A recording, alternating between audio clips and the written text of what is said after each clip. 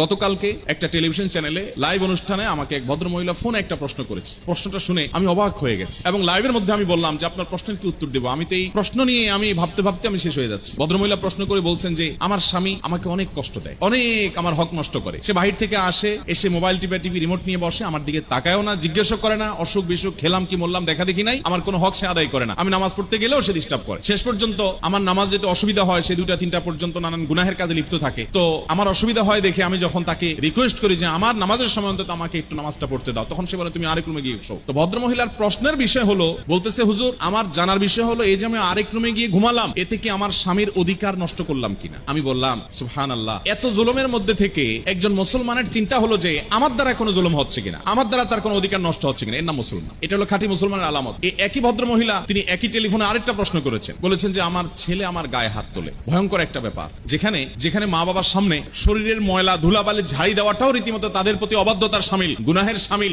কোন সাহাবী সেমনটি বলেছেন।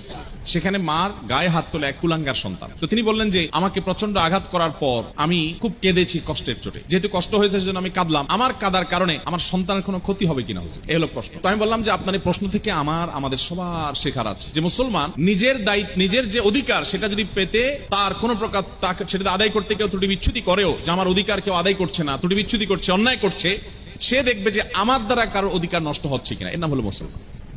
আমরা আজকাল সবাই অধিকার সচেতন কিন্তু কর্তব্য সচেতন না। ভালো মুসলমান হতে হলে আপনাকে কর্তব্য সচেতন হতে হবে, দায়িত্ব সচেতন হতে হবে, যে আমার দ্বারা কারোর জন্য হক নষ্ট না হয়। চেষ্টা করবো তো ইনশাআল্লাহ। আল্লাহ তাআলা আমাকে আপনাকে আমাদের সবাইকে এটি মেনে চলার তৌফিক দান করুন।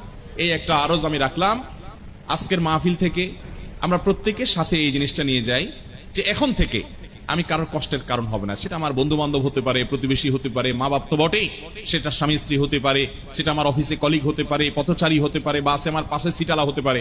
আপনি দেখবেন যে ওই যে চেয়ার কোচ বাসগুলোতে যদি চড়েন অভ্যাস থাকে কারোর, তো দেখবেন প্রায় সময় কেওয়াজ বাদে কি হয়েছে, একজনের সিট ডাউন করে দিছে, একটু বেশি ডাউন করে দিছে, পিছনে যে সিট আছে তার বুকের উপর পড়ে গেছে সিটটা, তো মারে জোর করে ধাক্কা। এ ভাই আপনি পাগল হয়ে গেছেন নাকি, আমার গায়ের উপরে এসে আপনার সিট পড়ছে, আপনি কি চোখে দেখেন না কিছু?